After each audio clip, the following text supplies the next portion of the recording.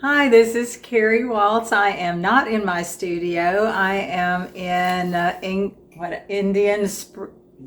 Indian Pass, Florida. Some friends of mine and I came down to the Forgotten Coast on plein air, and we have spent days learning how to paint outdoors and watching other artists create some amazing pieces.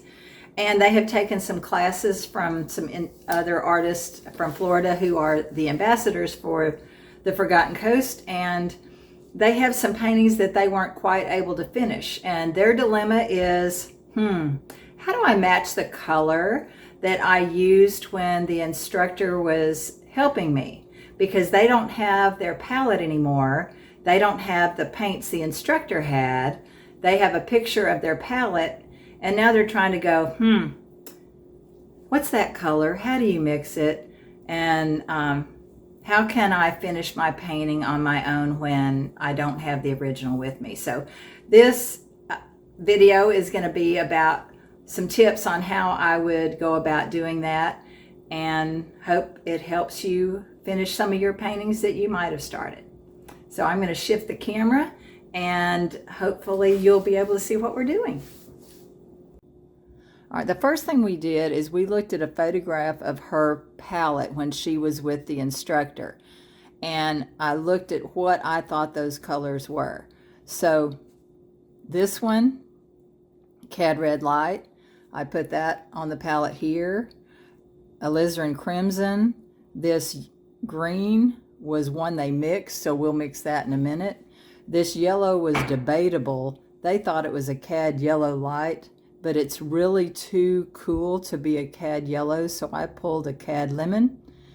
And ultramarine, yellow ochre. Their yellow ochre that they had out of their tube is darker than this yellow ochre, but that's okay.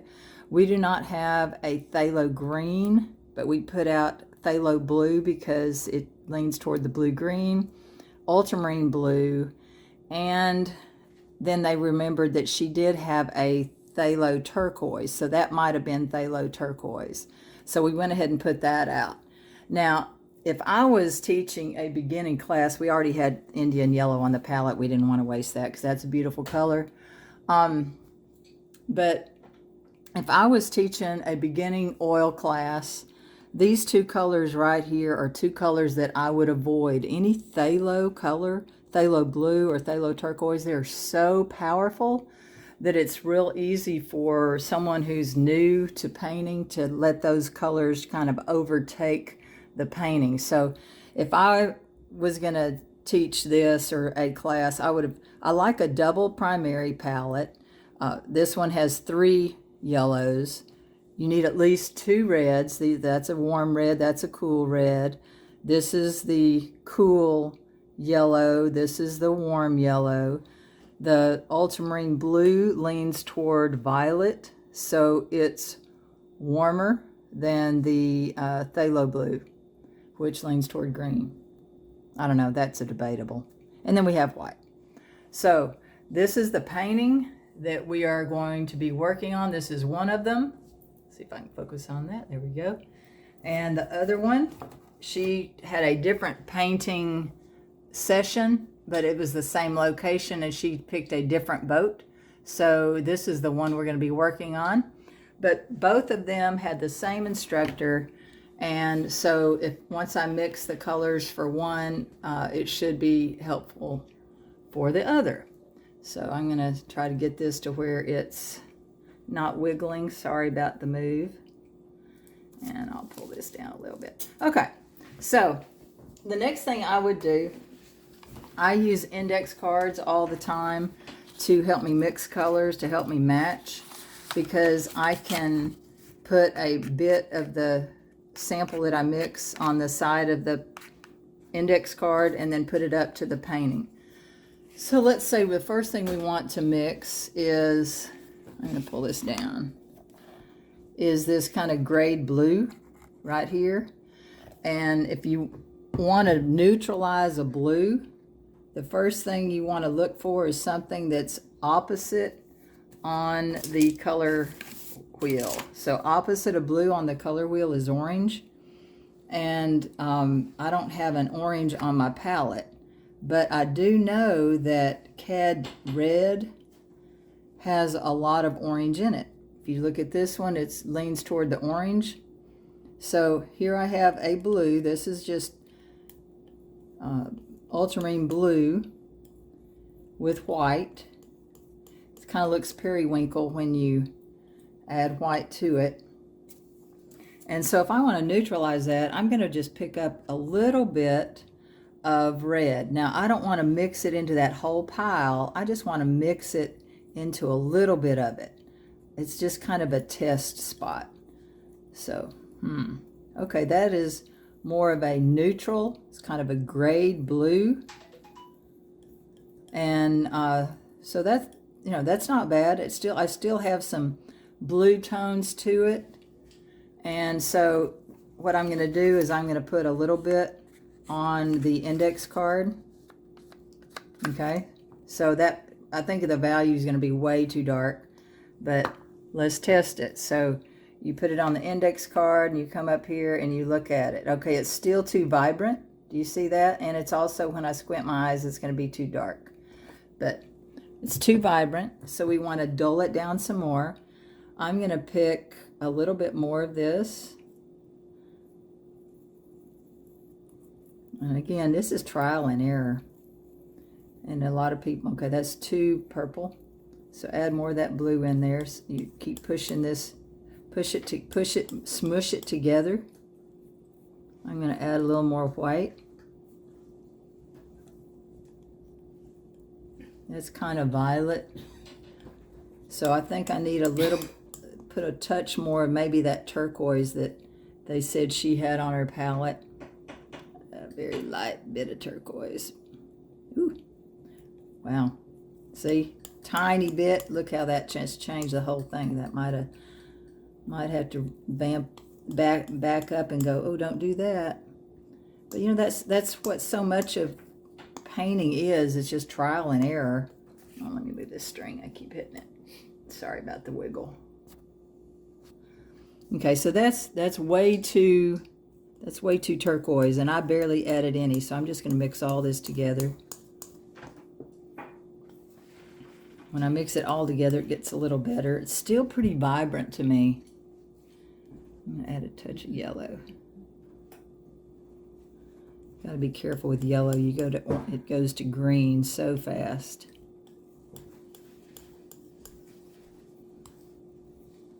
Add a little more white. Just add a little white to the side. White will always help you. I call it an equalizer. If you're not sure how your color's leaning, add white to it. That's not bad. That looks kind of like the lighter color that I see in that painting. Kind of a steel blue. See, that's much closer, but this is very thin. It's like their first coat. And was there an underpainting on this? Did you put anything? Yes. Okay, so that's probably one of the reasons. If it's an underpainting and it's showing through was like a yellow ochre possibly underneath? Yes, because okay. She drew it out in yellow ochre. Okay, so that's why part of this is reading that way, because it's transparent and showing through a little bit. But something like this, the yellow, see, I've really spread out. Should not have done that. Mostly the phthalo, the Cad Red Light, the white, a tiny bit, tiny bit of that. So that's pretty close. The trouble is when you're remixing paints and you don't have the tubes that you started with, you just can't be too frustrated with not being able to make the exact color, because colors vary from manufacturers, and you can get close. So what I would want you to do is I'd want you to get the right value. If you have the right value, then it'll it'll be all right. And then when you're going to add more, you're going to add more thicker layers as you paint with your oils. Oils go from thin to thick, or fat, lean to fat. So your thickest, heaviest layers are going to be on top. All right, I added white to the yellow ochre because the yellow ochre by itself was fairly dark. And another way to check without the index card, I mean, you could just hold your palette knife up and look. Of course, there's a little glare. All right, so maybe not adding white might be a good thing. Okay, let me go back. Okay, let me go back and do some yellow ochre and just add the yellow this time. But you can hold the palette knife up to your painting and compare. You can put it on an index card and compare. If I had a hole punch, I would punch a hole in my index card and make a hole. Okay, so but right now I don't, but I have the end of my palette knife. All right, so if I want to match a color, I can look through the end of my palette knife to see maybe, okay, that's very gold and I want to match that color. Or this is very green and I want to match that color. So isolating the color is very helpful. This still doesn't seem vibrant enough. I'm going to add some more yellow. I don't know how much, you know, I wasn't at their lesson, so I don't know how much yellow is added. But that was lighter. It's more vibrant. If you want it vibrant, you add yellow. Don't add white. White cools it down. White is the coolest thing on your palette. All right, so I'm gonna just compare what's okay. See that? I'm gonna compare what's on my palette knife to the grasses in the back. That's pretty good. And I could have put it on my index card as well. And I could have put that, you know, next to the palette or the painting as well. So we've got that's the yellow ochre with the yellow. There's some green grasses, so we might need more paint out here. We have yellow, and I'm going to pick up a tiny bit of ultramarine, and this yellow make a cool green.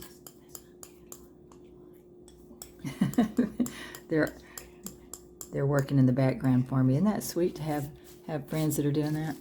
Okay, so this is a pretty, to me, spring green. I don't know if there was anything in the painting. I don't have a photograph of where we were, and y'all are going to need to find that in order to finish your painting. I think I have a photograph of this, but I just don't have it on me. It might be on the phone of which I'm filming. Let's see, the water. Okay, there's a lot of brown. There's also some brown tones, and there is no brown on your palette. And the way you make brown is you mix two opposites together. So since we have a nice pile of yellow right now, I'm gonna pick up a little bit of that yellow. Well, there's quite a bit of that yellow right here. That's a light color.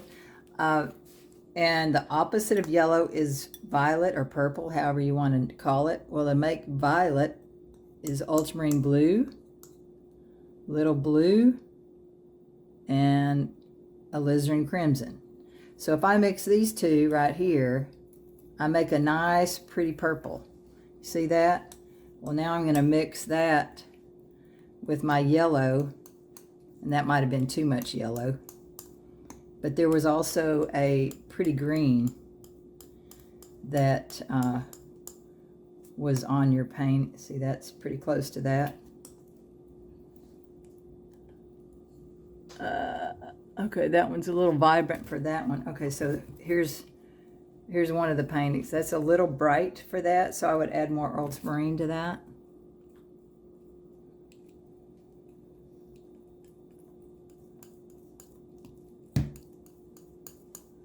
And if you want to dull it down,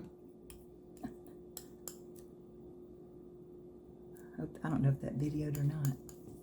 I can't see what you put down. Here's the picture of the boat. Oh, okay. That's a pretty vibrant green. That might have been in the foreground, but that still looks too bright. So I would take some of this ochre, yellow ochre to warm that up.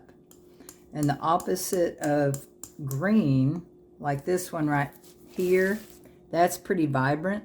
If I want to tone down a green, I add the opposite to it, because there's not anything on this painting that's real vibrant.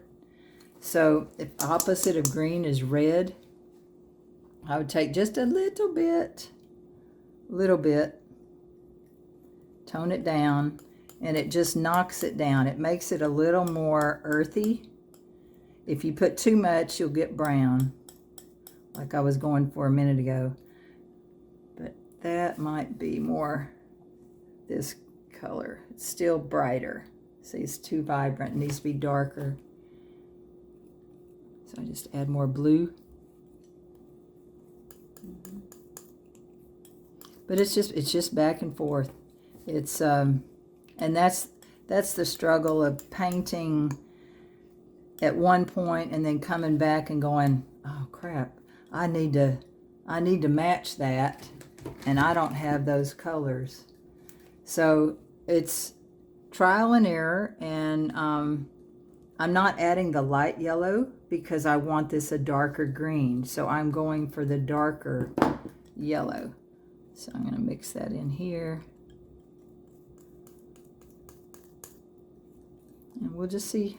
Let's see, I might have put too much. Again, that's a nice olive green, which might be a little duller. Oh, that's pretty close. It's pretty close. I'm going to take some of this too bright green and add. So see, it's back and forth. It's like, needs to be a little brighter. This is too bright over here, so I'm going to remove it, and I'm going to put it over here.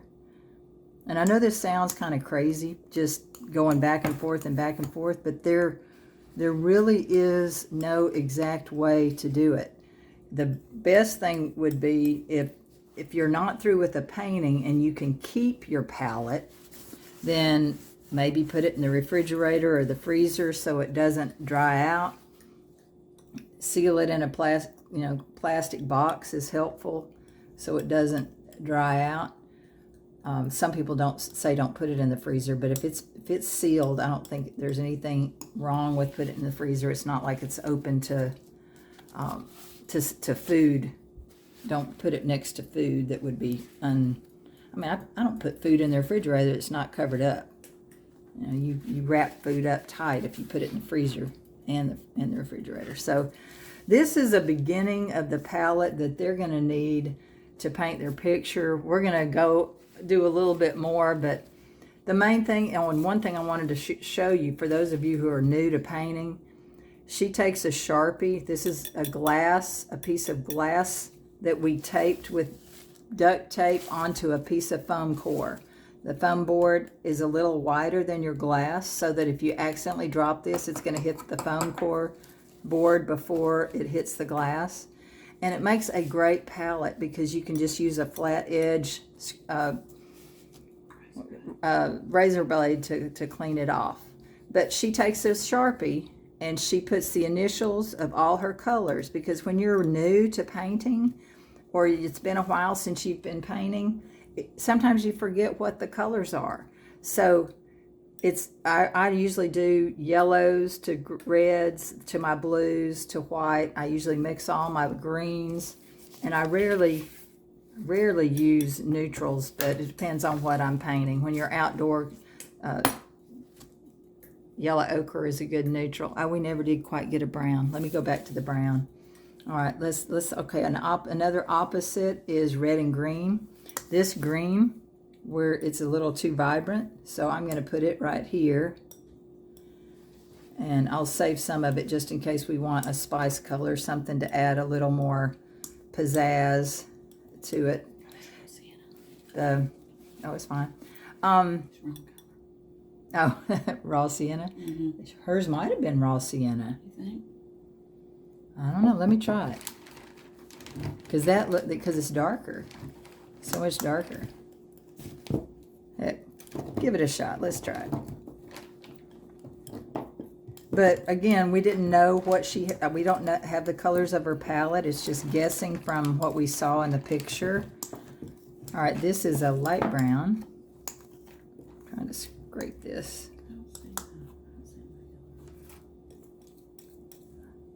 Isn't that yellow ochre? Mm-mm. Oh, I think that's what I used for yellow ochre. Okay. What I had grabbed for yellow ochre earlier out of her bag was actually raw sienna. So that's actually raw sienna. That's okay. All right, so there's a golden color. That's very similar to what is in their background. But again, that's not brown. That's not brown. That's not dark enough. So what's the opposite of yellow is purple. So I'm going to add more alizarin, which is a dark red. I'm going to add more ultramarine, which is a dark blue. Ooh, gosh, I hope I grabbed that out of the right one. We're about to find out.